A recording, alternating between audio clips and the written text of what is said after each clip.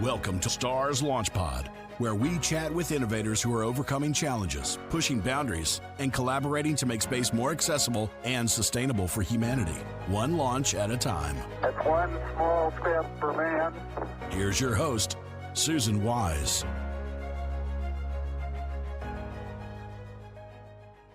Welcome to STARS Launch Pod, Space Technology and Research Sciences, brought to you by starsciences.org, where we connect, collaborate, and accelerate. I'm your host, Susan Wise, and joining us is Thomas F. Lang, PhD, professor in the Department of Radiology and Biomedical Imaging at the University of California, San Francisco. Hi, and welcome to the program. Thank you so much for having me. Well, excited to talk to you today and learn more about you. And I'd like to hear more about what you've done in the past and what's still happening right now.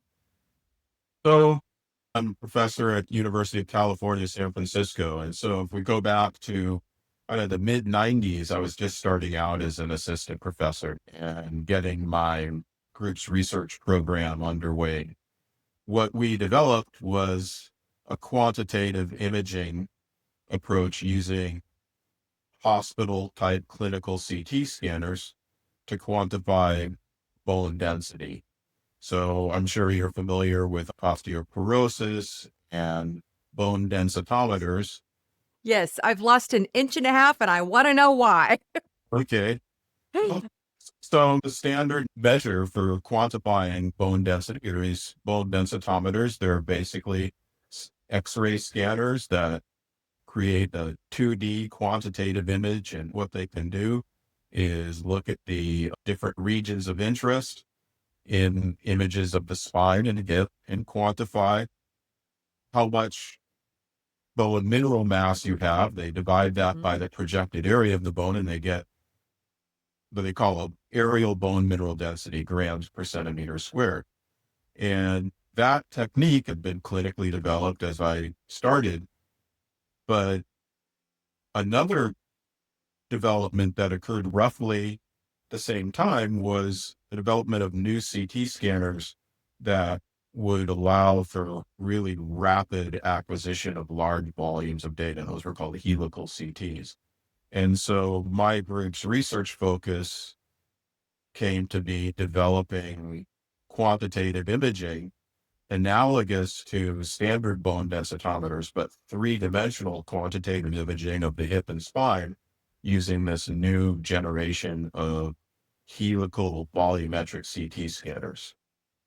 And the beauty of this technique is that it allows you to take a 3D picture of the bone. If you have a bone that is undergoing age-related loss, or in the case of astronauts, they go up into space, and they're in a period of weightlessness, that bone loss is really going to vary depending kind of where three-dimensionally in the bone you are. So on the hip and the long bones, for example, you have this thick envelope of dense cortical bone, and then in the interior of the bone, a spongious bone marrow. This is a very, like an almost gossamer network of thin rods and struts.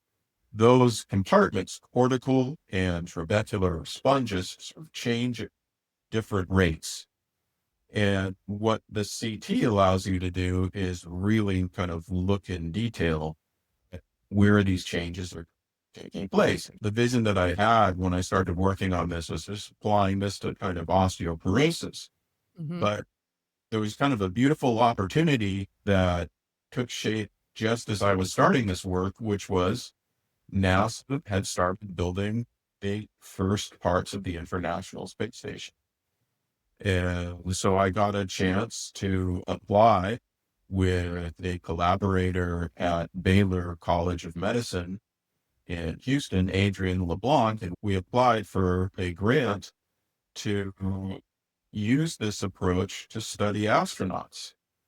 And so there had been American astronauts who had gone up on Mir and Russian cosmonauts who had been on Mir, and what had happened is NASA had installed a standard bone densitometer at Star City, which is Russia's Johnson Space Flight Center. And what we proposed to do was something similar, but use a CT scanner at Baylor College of Medicine and image the astronauts on the space station before they went up, and then immediately after they came back, and then a year after they returned.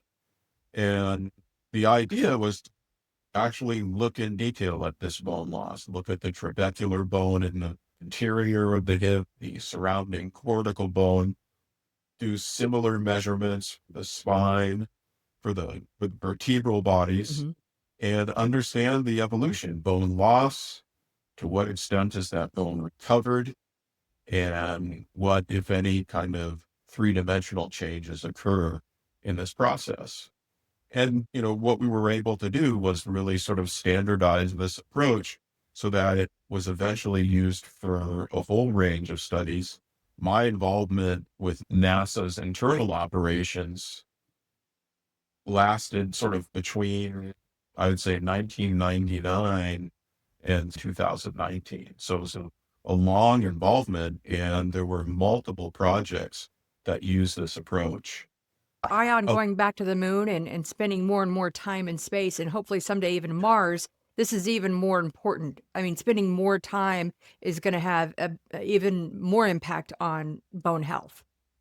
that's correct. Yeah. And one of the sort of nice aspects of this work is that it supported NASA's efforts to develop countermeasures for bone loss.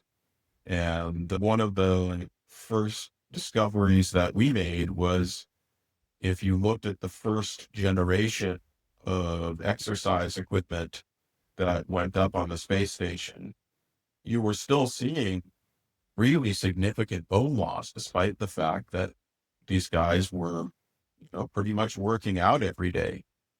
Mm. And what had happened is those were sort of interim exercise machines.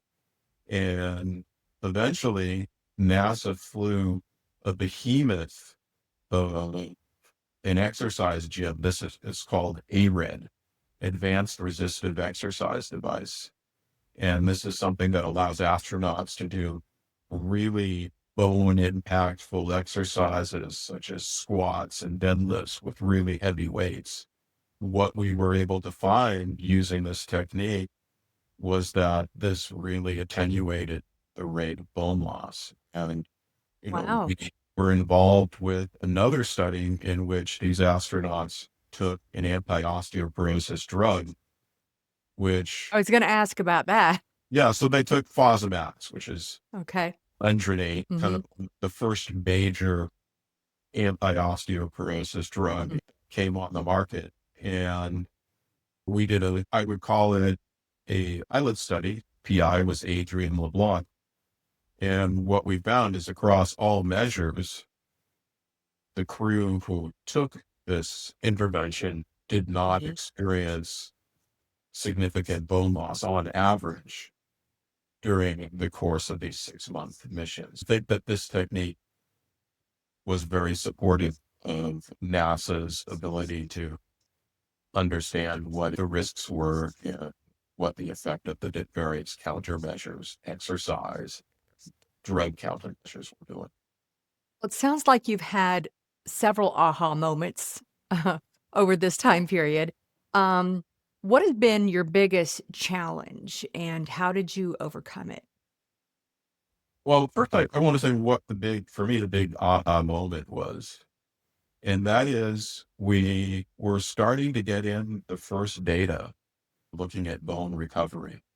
Hmm. And we were taking both DEXA, which is sort of standard bone densitometry, as well as the CT imaging approach, which allowed us to look at, multiple kind of macro architecture features, in this case, the hip. And what we found is that if you looked at the DEXA, these guys would go up. There would be, in general, a very significant bone loss. And then using bone densitometry, it just appeared that they, would pretty much get it all back. I mean, not 100%, but it was sort of, if you looked at this curve, you plotted the means, and you looked at this curve, it was really close to the baseline value. And what the CT was showing was that it was kind of a complicated picture. So Mhm. what was happening is that you would see this really severe bone loss on average, and in particular, accelerated bone loss in this interior trabecular compartment in the hip, for example. And that would show a very limited ability to recover. So most people who went up did not recover the bone loss in the central interior compartment, but their bones grew bigger as a way of sustaining the Compensating? they occurred when they reloaded after they came back. So you didn't get necessarily more dense bone, you got bigger bone. In DEXA, that shows up as a recovery of bone density. In CT, what you're seeing is an increase in sort of bone size, and in particular, the trabecular bone isn't really recovering all that much. Hmm. And the aha moment was, wow, without proper intervention, there are irreversible changes going on with respect to Hmm. bone architecture. And if you don't take care of these, not only are there going to be irreversible changes, but those irreversible changes are very similar to what occurs with aging. So Yeah. if you look at people's skeletons over age, they lose bone, but their bones on average get wider. What we were seeing is like over 6 months, we were seeing a pattern that takes decades in older people occurring here on Earth. And so the idea is, if these are irreversible changes, the only way to deal with it is prevention. But really emphasize the importance of preventing the loss in the first place rather than trying to recover when you get back. So that That's was, yeah, amazing. And about your challenges along the way, and one of your biggest challenges, and how did you overcome that? my biggest challenge is the same challenge that anybody who's ever been an engineer or a technology developer and then tries to move it to production. And so in our case, my group had developed this three-dimensional imaging approach. And kind of the vision I had for it was that I wasn't so much interested in moving this to the clinic and it be used in every clinic in the world. I was interested in using it for studies, in particular epidemiological studies, so we could see how particular aspects of the size and shape and density of the hip and spine might be related to future fracture. So to understand why people fracture their bones with age, or what happens in space flight, or what happens when you give somebody an anti-osteoporosis drug. You have to do a lot of studies, which means analyzing a lot of images. And so you have to have an algorithm that's going to operate smoothly, that's not going to yield too many errors, that's going to work in this Mhm. kind of context. I feel like, based on my experience, the biggest challenge is taking a technology like this and getting it to work reliably over time for a huge number of cases. And I think that anybody who's ever sort of taken something from just a university lab Mhm. and then tried to broadly apply it, it's a challenge that many people have shared. And it's a challenge that I had to deal with my whole professional life. And in the end, you sort of get things to work by just persisting, as the Mm. issues come up, address them, solve them, move on. What one piece of advice would you like to share with our listeners today?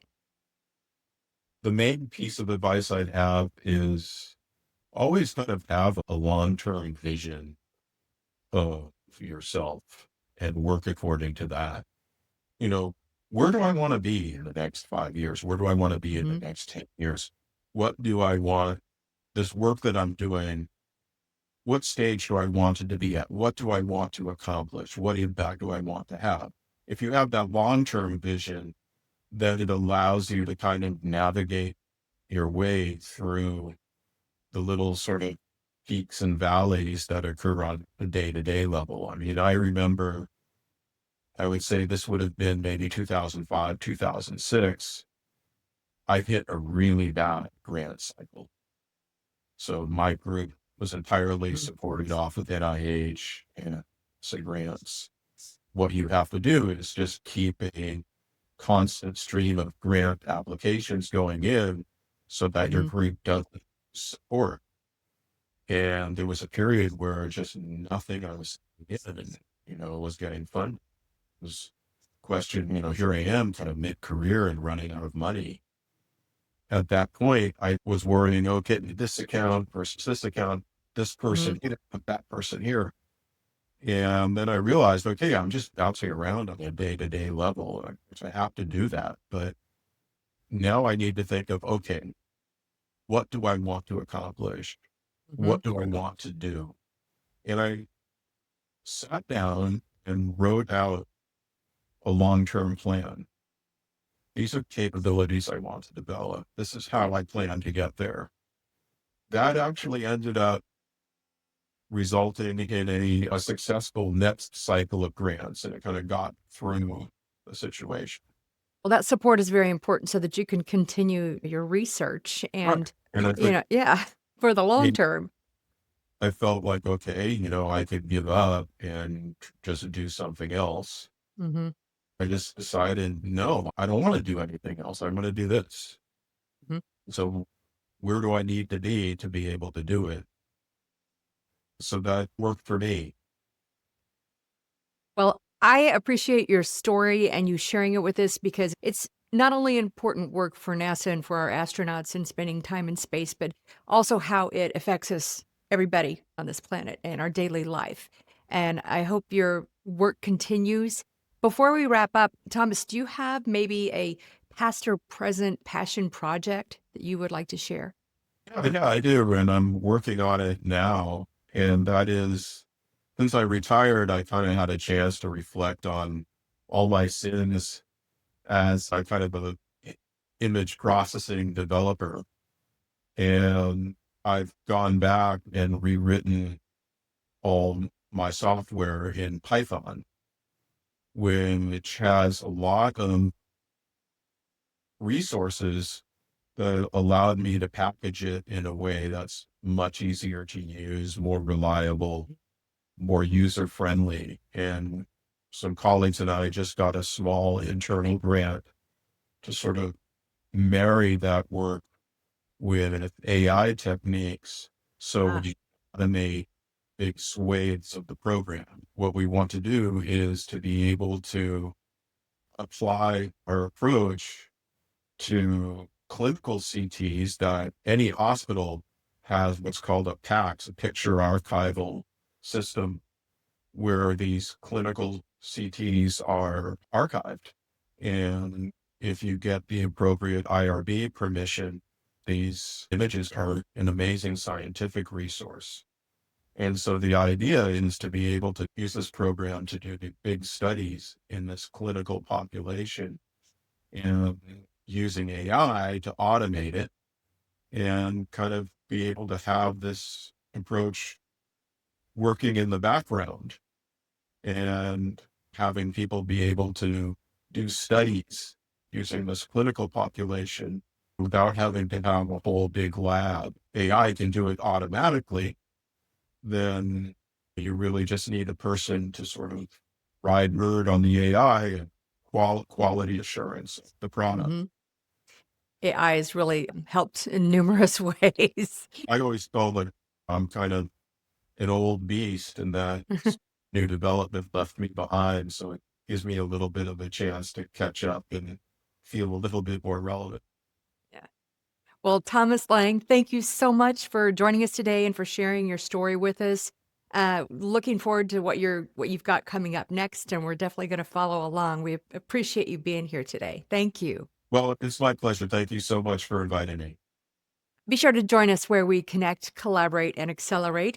And we'd like to invite you to join starsciences.org to receive a free one-year membership. Just enter the promo code FRIENDS321. And if you enjoyed this episode, leave us a review and subscribe. And then until next time, keep looking up. Don't miss an episode. Subscribe on your favorite streaming platform. Watch us on YouTube and follow us on social media. Stars Launch Pod, propelling us forward, one launch at a time.